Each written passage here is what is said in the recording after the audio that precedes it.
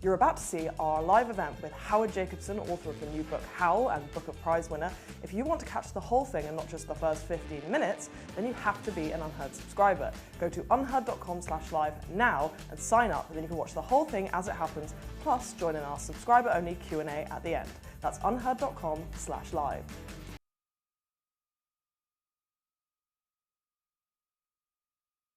Welcome back to the UnHerd Club. It's lovely to see you all here this evening. Tonight we are joined by the one and only Howard Jacobson, one of Britain's most beloved comedy writers. He's the author of 18 novels, and in 2010, you will, I'm sure, all know, he won the Man Booker Prize for The Finkler Question. His new novel, Howl, is out now. I've got a uncorrected proof, though the grammar was perfect, so not much correction needed. There are some hardback editions in the corridor just behind you, and I would heartily recommend you grab yourself a copy, because when we were seeking these out across London, they were very hard to find because everyone's been buying them. So if you want to get yours, I would grab it tonight. Howl is set in the immediate wake of October 7th, 2023. Jacobson's protagonist, Ferdinand Draxler, begins to doom scroll, as I think many of us also did, as the news breaks of the attacks on Israel. And what he finds in response to the attack is not what he expects. I quote, "Other people have moved on to the inevitable next stage," says Draxler, "of killing them, but I wasn't ready for that. We hadn't done with their killing us." Ferdinand spirals into a fog of fear, loathing, pulled dangerously thin between the three women in his life: his pugnacious Belsen surviving mother, his flame-throwing anti-Zionist daughter, and his long-suffering Shiksa wife. And the coming months transform him from a well-to-do headmaster of a multi-faith primary school into an obsessive, potentially paranoid social pariah whose anguish at the state of the world takes on an apocalyptic and almost operatic scale. It is a very funny and very sad book, as you can probably imagine. I'm very, very grateful that Howard is joining us tonight. Howard, thank you for coming to UnHerd. Thank you, and thank you for that lovely account. That's such a good précis of the book. Oh, thank I would like you to continue. Will you take the questions too? I think I will, yeah, I think I will. We're going to talk for about 45 minutes here on the stage and then take a short break, as we always do, where you can lubricate yourselves in the bar behind you, and then we will return for about 25 or 30 minutes of your questions. And Howard has also graciously agreed to sign some books, so we can do that in the break as well. If you are watching our live stream, then you will only be able to see the first 15 or 20 minutes of this event before you are cruelly cut off. At that point, you'll need to be a subscriber to finish the event with us and join the subscriber-only Q&A. So it's a bit exclusive like that. If you want to become a subscriber, you need to just go to unherd.com/live and join our free-thinking family for less than the price of coffee. Far more stimulating. I think it is well worth it. So, Howard, without further ado, was Howl always a novel? It was nearly a march. The only thing I could think of doing to begin with was writing as though I were on a march. Those marches, I had to answer those marches. And I had to, do, as it were, do a march in print. It was ludicrous. It was ludicrous because it was furious. More than furious, it was uncontrolled. I am still furious and uncontrolled, but because I've written this novel, I've allowed other things.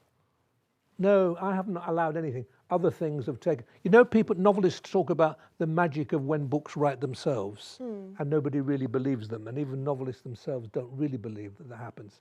It sometimes happens. It did with this. And what happened was comedy took over. Comedy moved in. It edged me aside. It said, you can't, it didn't work. Screaming and ranting and raging, which I could easily fall into it again. If the question sparks me off, it's never far away. You were always, I think, any novelist, I want to be fancy and say any artist, any novelist, any artist is at war with the non-artist in himself, in hers. That's what art is, really. It's the war between that which wants to make art and that which doesn't, that which is art and that which isn't, and that which isn't is the one that wants to face the world on its own terms. You march, I march. You rant on social media, I'll rant in my equivalent of it. And you get nowhere. You absolutely get nowhere with that. So you just have to, there's a cricketing phrase, which I don't play cricket, but I watch cricket, but there's a nice cricketing phrase I've always liked about soft hands. The best batsmen play with soft hands. The best writers, I think, write with soft hands. You mustn't be in control.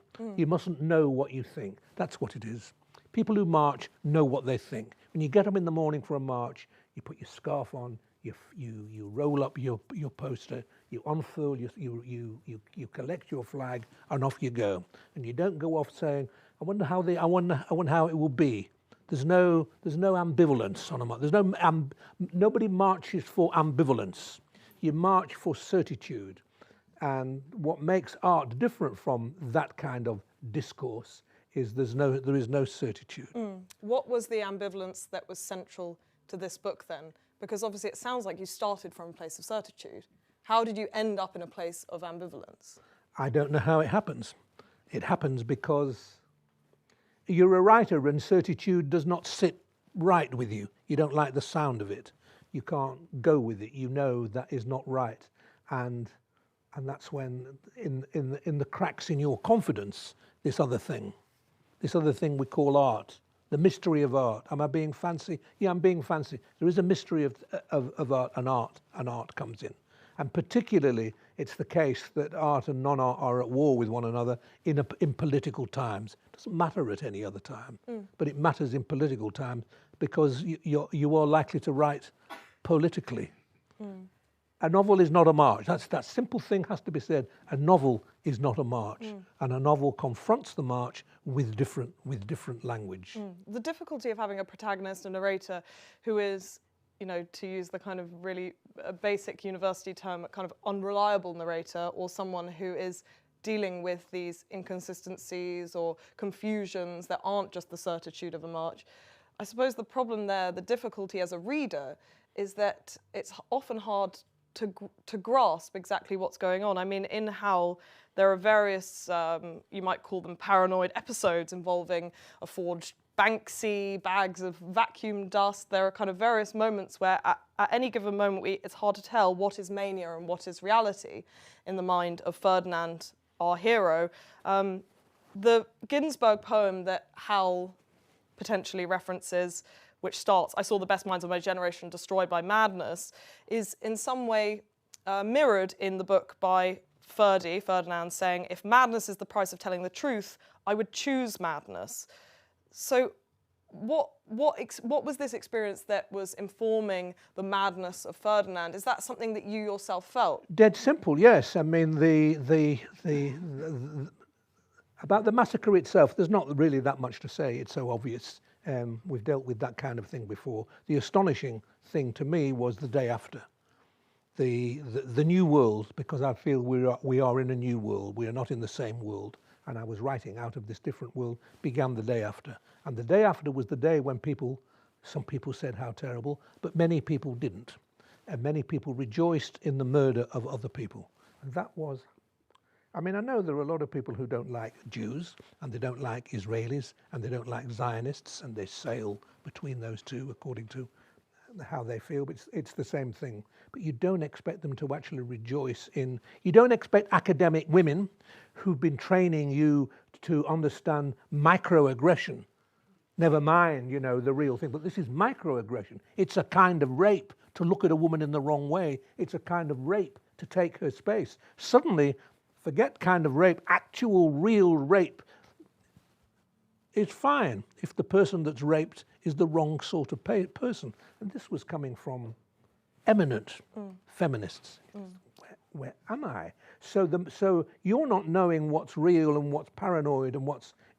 Of course you don't. You can't write a realistic account of what barely was realistic. If I say the world went mad, what I mean is we aren't dealing here, I don't think, with racism. We aren't even dealing with anti-Semitism. We're dealing with some much, much stranger. it's been noted that for many on the who take up fervent anti-Zionist positions, there is a belief that if you can get rid of Zionism, you will get rid of everything that's wrong with the world. There is a belief that things will get, it's millenarianism. There's a new world coming. There is a new world coming. And one of the ways that this new world will come will be if you get rid of the Jews, if you get rid of Zionists, if you get rid of Israel, just get rid. And what was on the streets in those marches for 2 years, I could hear those marches from my garden in London. That was not a normal political position, and that was not normal, even racist behaviour. That was religious hysteria.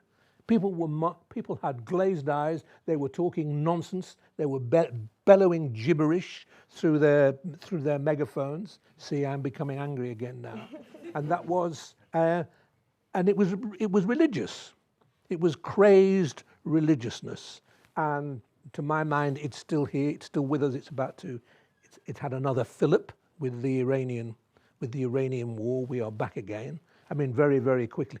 I'll just put one little bit of anger, a little bit. Allow me a little bit for a treat. When the children's school was horrendously bombed in Iran, there was no doubt in anybody's mind that Israel did it, no doubt. And then little by little by little, it seems to be fairly certain now that America did it.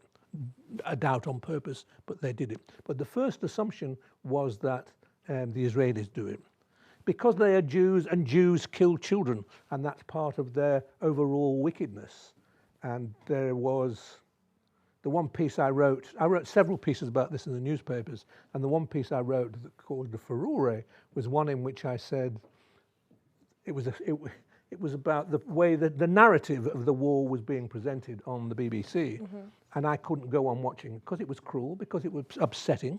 No one wants to see people dying. No one wants to see, especially children dying. But the BBC narrative was to begin always with the death of children.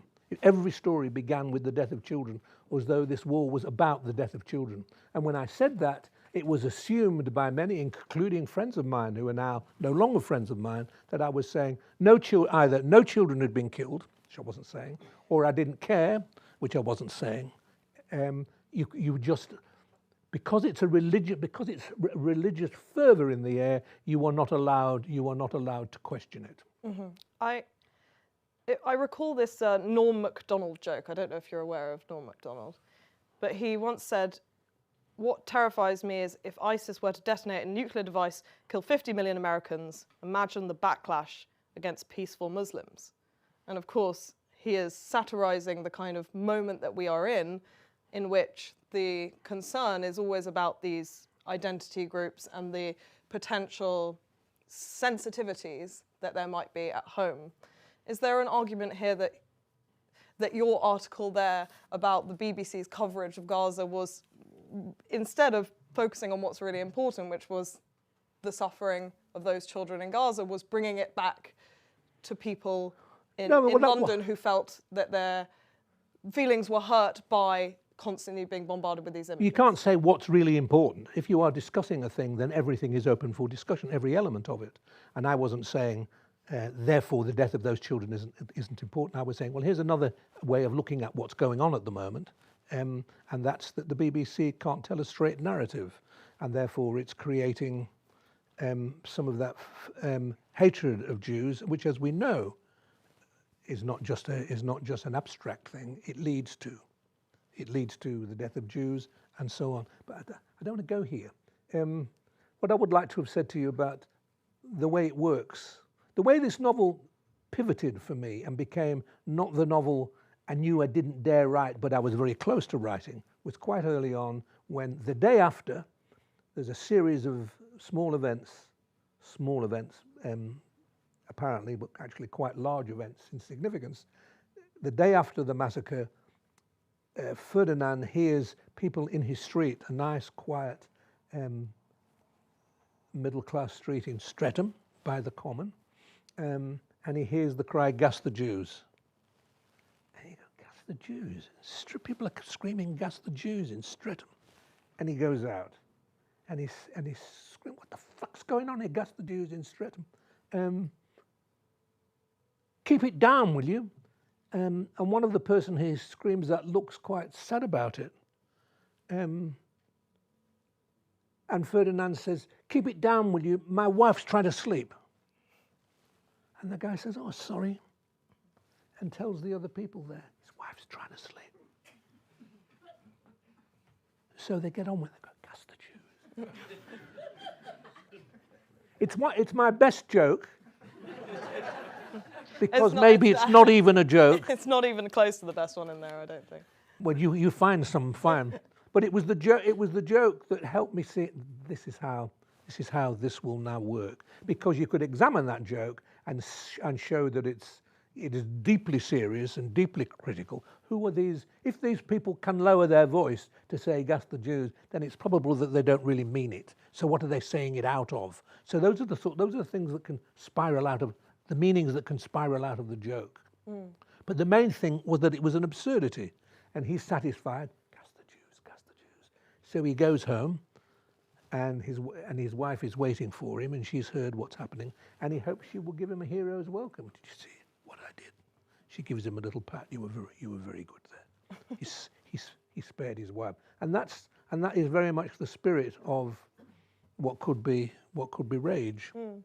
Though he comes to, across the course of 6 months, rather than believe that in fact these people can lower their voices because they might not actually believe it, that actually there is a potential everywhere to see it, and that actually what you do in this book, which I think is maybe not what people might expect when they start reading the book. If you only read the first 20 pages, you might think that that was it. But actually, what happens to him over the course of the book is a kind of spiral, psychological spiral, by which he can no longer tell what is his own fear and what is reality. I mean, is that something that you found, that in those early days there was a sense of threat, but then it became more amorphous, that there was something that you felt differently about being in London than you did before?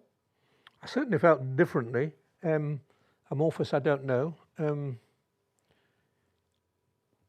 I didn't feel I couldn't tell who was more mad, them or me. I thought they were more mad, but I was pretty mad.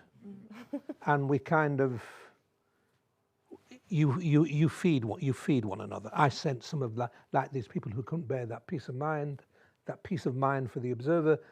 I clearly sent them mad, and their response sent me mad. And once you're in this, nobody is helping anybody. You're all sending one another round the bend. Yeah, there's mutual kind of scenes of what can be described as like a mutual madness loop, where there are meetings in the office, at the headmaster's office, where, you know, he's kind of tussling with a Jewish convert who he's got a kind of beef with over his reading of the last few months, and he's fighting with his Jamaican secretary, and there's this kind of, I don't know, madness seems to beget madness. Yes, well, it's a carnival, and in the there are no rules in the carnival, and in the carnival you all get drunk. If it's the world turned upside down, and the rich man becomes the poor man, and the poor man becomes the rich man, and there are no rules of society anymore, and there are no rules of morality anymore, then you're all caught up. Whether you were a victim or a culprit, you're all caught up in this. The world is spinning like that, and that's how it felt. And that is how